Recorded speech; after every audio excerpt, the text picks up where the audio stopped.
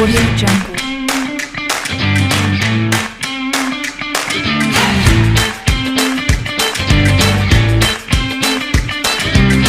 Audio Jungle.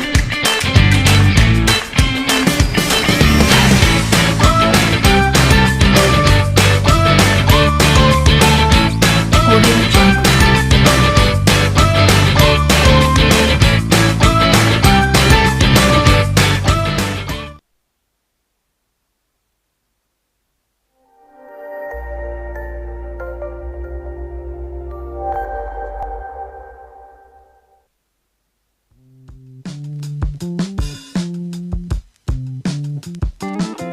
SMK Negeri 3 Magelang memiliki beberapa jurusan, salah satunya jurusan kecantikan.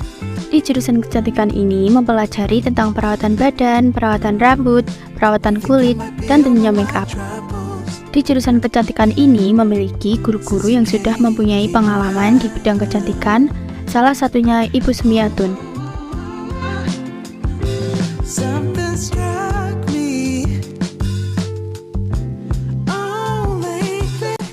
Ibu Sumiatun mengajar mapel pilihan yaitu perawatan badan dan make up. Teman-teman pasti nggak asing kan sama yang namanya skincare dan make up? Nah, itu dia kegiatan Ibu Sumiatun selama mengajar di SMK Negeri 3 Magelang. Di podcast kali ini kami akan membahas beberapa tentang skincare dan make up. Stay tune di podcast kita ya. Selamat siang teman-teman, jumpa lagi dengan saya Meliana Chandra Saputri dalam acara kesayangan kita, Podcast Kaniga. Senang rasanya saya dapat menemani teman-teman di rumah selama 30 menit ke depan, tentunya dengan tema yang menarik dan narasumber yang berkompeten di bidangnya. Pemirsa, jika saya bertanya mengenai kata cantik, apa yang ada di benak Anda? Cantik, putih, langsing? Nah, inilah sebabnya di edisi kita kali ini kita akan berbincang-bincang tentang trik and trik bermake up dalam kecantikan. Nah, dan sekarang ini kita sudah ada Ibu Sumiatun, yaitu beliau guru jurusan SMK, guru jurusan kecantikan di SMK Negeri 3 Magelang. Selamat siang Ibu. Selamat siang Mbak. Apa kabar? Alhamdulillah baik. Senang rasanya Bu Sumiatun bisa hadir di studio kita kali ini. Ya. Nah Ibu, untuk Ibu ini sudah berapa lama mengajar di jurusan kecantikan? Sudah cukup lama ya Mbak, Alhamdulillah sudah jalan 17 tahun. Wah, ya sudah selama sekali ya Bu? Iya, betul. Nah, untuk alasannya itu mengapa Ibu Sumiatun memilih di jurusan kecantikan? Iya, karena kalau di jurusan kecantikan itu tidak sekadar cantik dari luar, tapi juga cantik dari dalam. Itu pasti yang menjadi alasan. Berarti alasannya menekuni itu memang sudah hobi atau apa Bu? Ya, kalau sama ya dengan siswa-siswa zaman dulu, awalnya juga belum, tapi setelah dijalani ternyata asik juga, enjoy, akhirnya keterusan sampai 17 tahun. Ya, kalau yang dipelajari di jurusan kecantikan itu buat murid-muridnya itu apa yang dipelajari?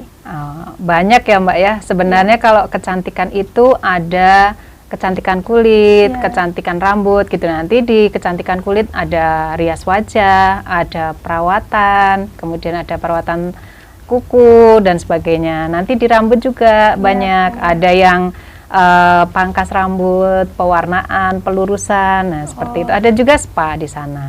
Ya, memang banyak sekali ya. Saya juga lihat anak-anak itu banyak, ada sanggarnya juga. Iya, betul. Nah, ngomong-ngomong nih, standar kecantikan menurut Ibu Sumiatun sendiri sebagai guru kecantikan itu bagaimana? Ya, kalau sebenarnya ya standar kecantikan itu tidak ada standarnya. Jadi biasanya yang membuat standar kecantikan itu sebagian orang atau sekelompok orang. Tapi sebenarnya standar kecantikan itu yang menentukan diri kita sendiri. Berarti tidak harus cantik, tidak harus putih, tidak harus... Tidak. Jadi kalau standar kecantikan itu seperti yang saya katakan tadi ya, itu adalah yang dibuat oleh sekelompok orang. Tapi sebenarnya yang namanya cantik itu, yang penting itu percaya diri. Itu yang pertama. Kemudian harus selalu bahagia. Ya, memang harus itu. Iya. Kemudian yang ketiga adalah berpikiran positif. Kalau sudah berpikiran positif, pasti orang itu percaya diri bahwa dia adalah cantik. Berarti harus pede gitu ya, Iya, Bu, ya? betul gitu. Kalau kan cantik itu kan emang harusnya kulitnya itu harus sehat atau Jadi begini, karena cantik itu sebenarnya kan tidak hanya dari luar ya. Iya. Sebenarnya dia akan dikatakan cantik kalau dia itu terpancar auranya kecantikan tuh dari dalam. Nah, sebenarnya cantik itu tidak sekedar kulitnya yang mulus, yang putih dan sebagainya, itu tidak sebenarnya. Nah, sebenarnya cantik itu cantik dari dalam itu kulitnya akan sehat dengan adanya nutrisi seperti itu. Nah, nanti dibantu dengan dari luar itu bisa seperti itu. Tapi sebenarnya itu merawat kulit itu juga penting ya, Bu? Betul. Jadi jangan sampai nanti kalau sudah istilahnya sudah berumur ya, seumuran ibu misalnya, menyesal karena tidak merawat kulitnya dari awal. Sebenarnya perawatan kulit itu tidak hanya kulit wajah juga, dari seluruh tubuh ini harus dirawat mulai awal, seperti Mbak Meliana ini dari remaja itu sudah harus punya keinginan untuk merawat kulitnya. Memang gitu. harus ya. Iya, betul. Sehat gitu kulitnya.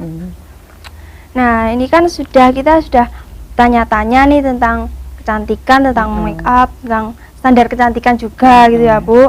Nah, cukup segini aja, nanti habis ini ada jeda juga. Nah, kita tutup dulu ya. Sampai jumpa.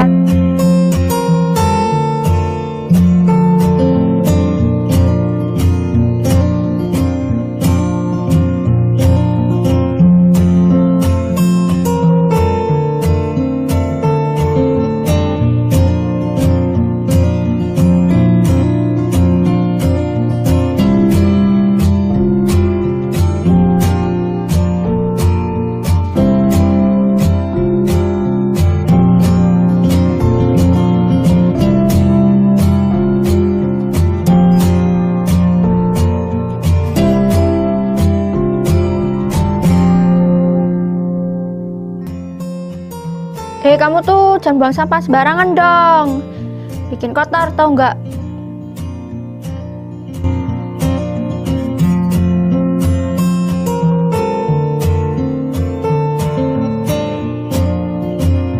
Kamu tuh jangan buang sampah sembarangan dong. Bikin kotor, tau nggak?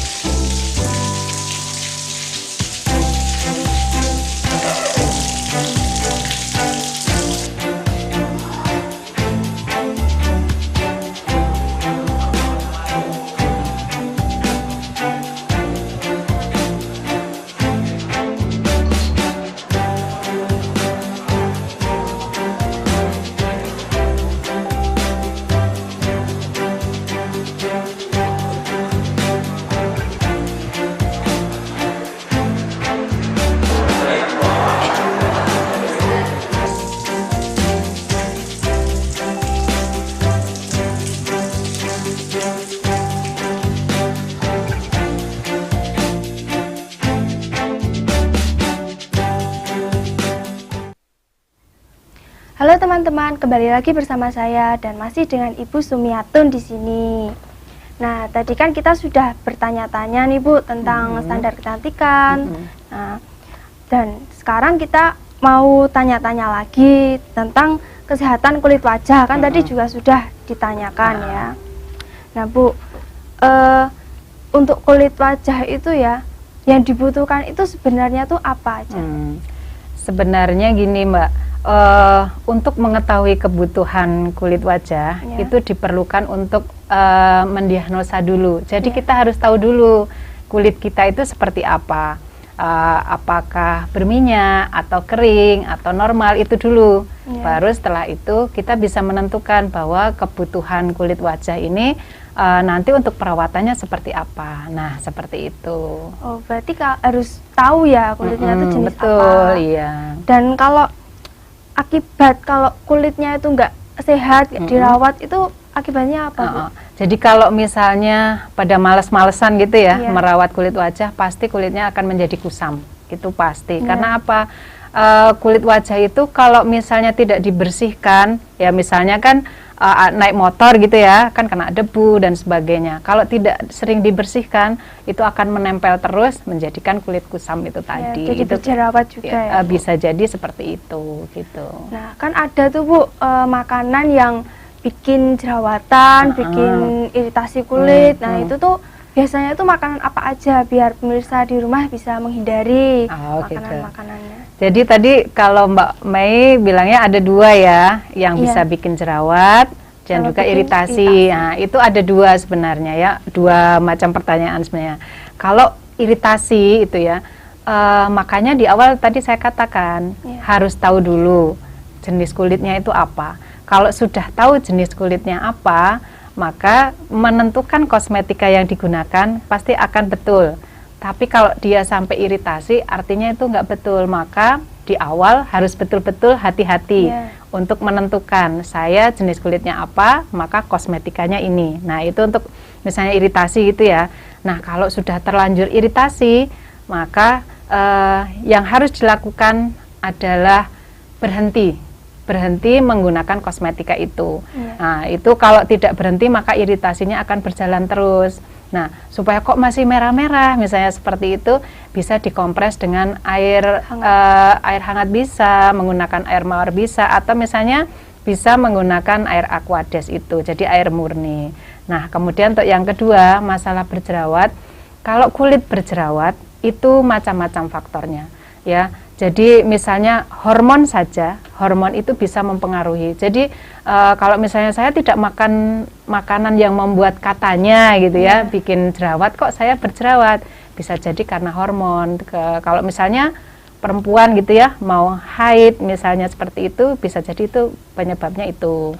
Gitu. Atau misalnya tadi itu, misalnya sering keluar rumah tapi tidak sering membersihkan wajah. Kena polusi gitu ya, Bu? Iya, betul. Berarti bukan karena makanan gitu, tapi karena hormon ya? Bisa jadi salah satunya adalah hormon. Makanan pun sebenarnya juga bisa menjadi pemicu untuk berjerawat. Misalnya berlebihan makan makanan yang pedas misalnya, tapi berlebihan ya, dalam ini berlebihan. Kalau misalnya cukup itu tidak masalah.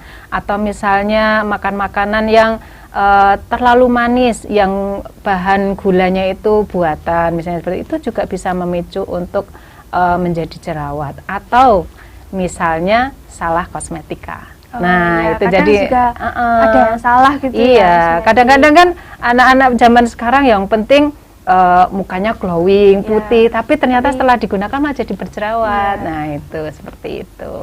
Kalau itu pakai bahan alami, misal kayak lidah buaya, pakai apa itu yang alami gitu? Oh, gitu. Jadi kalau untuk wajahnya ya tadi ada supaya tidak iritasi atau tidak berjerawat itu. Kalau bahan alami itu bisa digunakan dan hasilnya akan bagus. Tapi perlu diketahui bahwa kalau menggunakan bahan alami hasilnya tidak akan cepat, tapi hasilnya pasti akan panjang. Tapi kalau misalnya menggunakan kosmetika yang hasilnya cepat, nanti kalau berhenti juga akan cepat berhenti efeknya. Nah, itu jadi ketergantungan gitu ya? Iya, biasanya seperti itu. Tapi tidak semua kosmetika ya, tergantung juga jenis kosmetikanya. Jadi saya ini lagi ya, bahwa kalau menggunakan bahan alami itu hasilnya akan bagus dan aman pastinya, karena tidak ada bahan kimia, ya kan?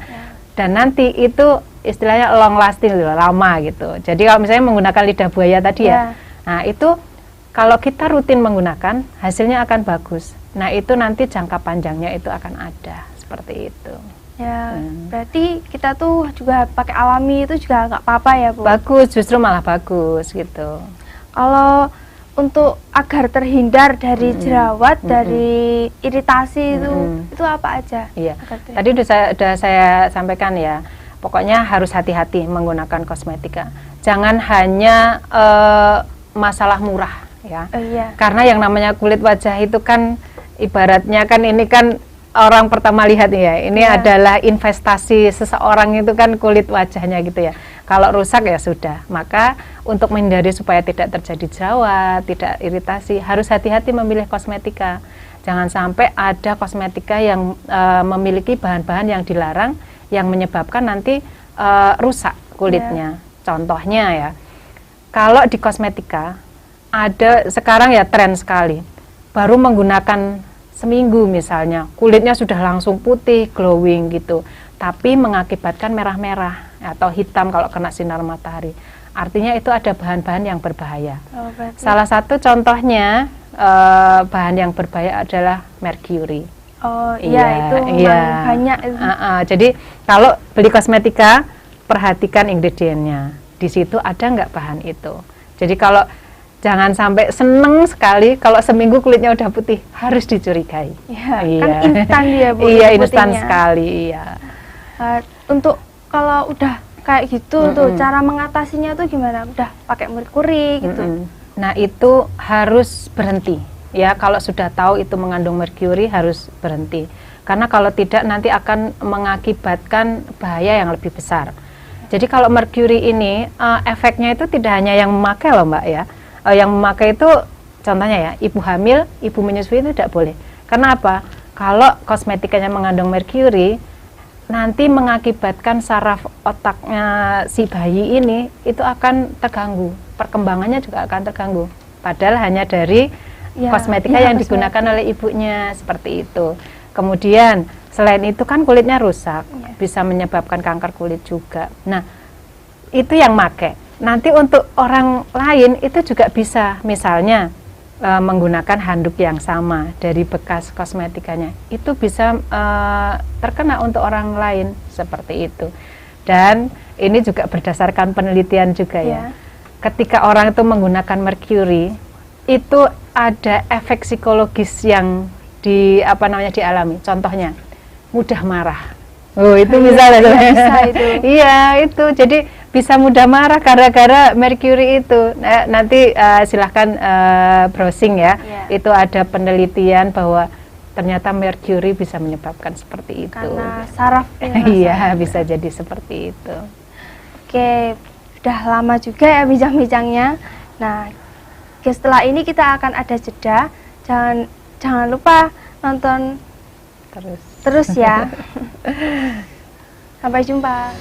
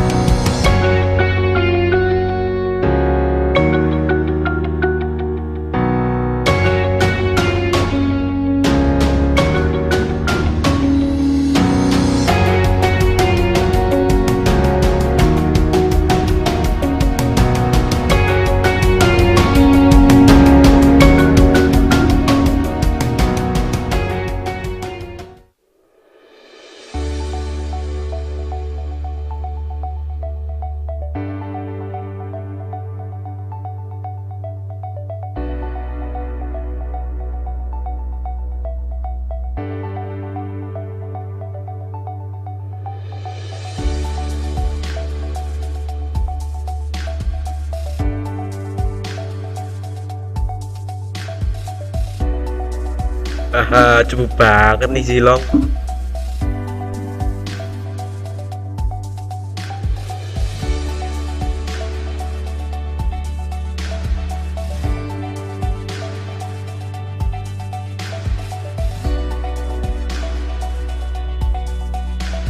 Bro, kamu ngapain sih dari tadi marah-marah terus?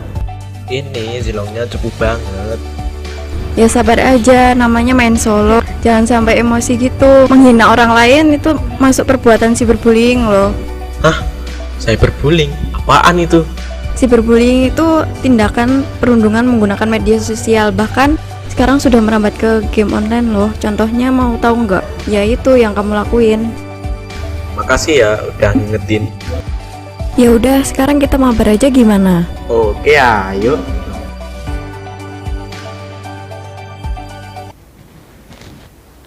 Halo teman-teman, kembali lagi bersama aku dan masih bersama Ibu Sumiatun. Nah, di segmen ketiga ini kita akan membahas tentang skincare dan make up. Nah, Ibu, untuk mau tanya lagi nih, untuk produk skincare itu kan banyak. Iya. Dan ada yang murah, ada yang mahal. Itu boleh dicampur-campur atau enggak? Kalau untuk skincare ya sekali lagi perlu digarisbawahi, harus hati-hati gitu ya. Pertama tadi saya sudah mengatakan harus tahu dulu jenis kulitnya. Nah, seperti itu. Nah, kalau untuk dicampur-campur itu kalau biasanya kalau beda merek itu kandungannya berbeda-beda. Maka alangkah lebih baik itu satu set satu merek gitu. Jadi untuk apa namanya ya, akibat atau hasil yang nanti diperoleh itu akan terlihat dengan satu merek itu. Maka akan lebih baik seperti itu, jangan dicampur dengan yang lain. Apalagi kandungannya itu kita tidak tahu seperti itu. Jadi harus mencari yang betul-betul paham gitu loh. Ya, gitu. Kan biasanya tuh kan pakai kalau pakai make up itu kan harus pakai skincare dulu. Kalau kan biasanya skincare dulu terus make up itu sebenarnya boleh nggak sih, Bu? Harus dibedakan mana kosmetika skincare, mana kosmetika untuk make up. Jadi kalau skincare itu adalah kosmetika yang digunakan untuk perawatan yang biasanya kulit wajah itu sudah bersih. Nah, seperti itu biasanya perawatan itu bisa seringnya itu untuk malam hari, kemudian untuk siang hari. Nah, kalau misalnya bermake up untuk siang hari, pastikan untuk skincare yang digunakan adalah yang disarankan boleh untuk jadi satu dengan kosmetika untuk make up. Seandainya ada kosmetika yang tidak boleh dicampur, jangan digunakan. Karena nanti akibatnya itu terlihat setelah selesai make up. Biasanya terus kulit wajahnya menjadi beruntusan, nah merah-merah seperti itu. Jadi pastikan kosmetika itu betul-betul boleh digunakan. Tapi kalau hanya digunakan untuk skincarean ya, untuk perawatan saja ya gunakan untuk perawatan saja seperti itu.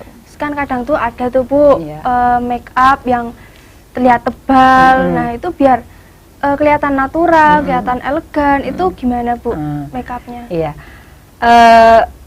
Makanya harus nyoba ke jurusan kecantikan ini biar tahu. Jadi kalau make up masalah tebal dan tipis itu sesuai dengan kesempatannya. Jadi kalau bermake up tebal itu boleh saja asal sesuai kesempatan. Tapi kan sekarang banyak yang maunya yang natural saja gitu. Nah, itu silahkan saja. Jadi kalau misalnya nggak boleh tebal, belum tentu. Nah, dia mau kesempatan apa? Misalnya dia sebagai artis yang di panggung, dia pasti tebal. Kalau enggak nanti dia tenggelam, ya kan, nggak terlihat. Nah, karena seperti juga itu. Model itu juga. Jadi makanya tergantung kesempatannya. Kalau misalnya mau natural, boleh gitu. Ya, biasanya sekarang kan murid-murid kan juga banyak kan yang make upnya tebal, bedaknya tebal. Oh, jangan sampai seperti. Jadi kalau misalnya ini ya teman-temannya kalau ke sekolah, ke sekolah itu paling tidak hanya pelembab gitu ya. Jadi seperti itu saja, tidak perlu yang tebal-tebal seperti itu. Gitu. Nah, nih Bu, saran dan pesan buat pemirsa di rumah itu tentang skincare, tentang kecantikan, tentang perawatan kulit itu apa aja? Saran. Pada intinya kalau untuk kecantikan ya, skincare itu diperlukan, jangan menunggu umurnya sudah tua seperti ibu misalnya gitu ya. Dari remaja sudah harus mulai merawat dirinya ya, itu yang pertama. Kemudian yang kedua, untuk rias wajah itu sesuai kesempatan saja ya, itu. Kemudian untuk standar kecantikan, jangan menggunakan standar kecantikan dari orang lain. standar kecantikan itu kita yang menentukan, ya. Yang penting kita selalu positive thinking Ya. dan percaya diri. Kemudian yang terakhir apa tadi? Positive thinking, kemudian percaya diri, dan satu lagi jangan lupa bahagia. Itu pasti iya, akan jadi pasti ya. cantik. Iya. Nah, ini sudah lama juga kita bincang-bincangnya. Tak terasa ya ternyata. Udah lama juga bincang-bincangnya. Nah, ini penutupan ya. Sekian talk show dari saya dan Ibu Sumiatun. Kalau ada salah mohon maaf. Sampai jumpa.